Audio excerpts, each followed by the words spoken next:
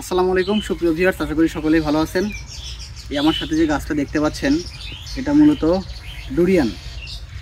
ডুরিয়ানটা থাইল্যান্ডের জাতীয় ফল। এটা দক্ষিণ পূর্ব এশিয়ায় এই ফলটা পাওয়া যায়। মালয়েশিয়া, থাইল্যান্ড, ফিলিপাইন্সের মতো কিছু রাষ্ট্রে এই ফলটা ব্যাপকভাবে উৎপাদন হয়। এই ফলটাকে সারা বিশ্বের অনেকগুলো দেশ ফলের রাজা হিসাবে বলে থাকে। এই ফলের গঠনটা অনেকটা ডিম্বাকার এবং বাইরে কাঁটাযুক্ত। ফলের ওয়েট 1 থেকে 3 কেজি পর্যন্ত হয়। তবে এই ফলটা পাকলে একটা গন্ধ আছে, যে গন্ধটা অনেকের কাছেই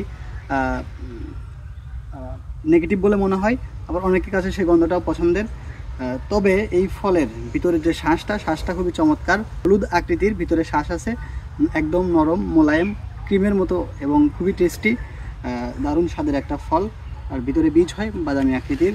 তো এই যে ডুরিয়ান গাছটা দেখতে পাচ্ছেন, এই গাছটা এখন আমাদের কুরিয়ারের জন্য রেডি করা হবে। এই গাছটা অর্ডার করেছিলেন প্রবাস থেকে এক ভাই অস্ট্রেলিয়াতে, তার নিজের বাসাতে রোপণ করার জন্য। খুব চমৎকার একটা জোপালো শেপের গাছ। গাছটার গোড়া অনেক মোটা হয়ে গেছে। ইনশাল্লাহ বাংলাদেশে যদি ডুরিয়ান ফল হয় তো নিঃসন্দেহে এই গাছগুলো অ্যাডভান্স থাকবে, আগে ফল আসার তালিকায় এই গাছগুলো অগ্রগামী থাকবে। তো ধন্যবাদ ভিউয়ার্স, আসসালামু আলাইকুম।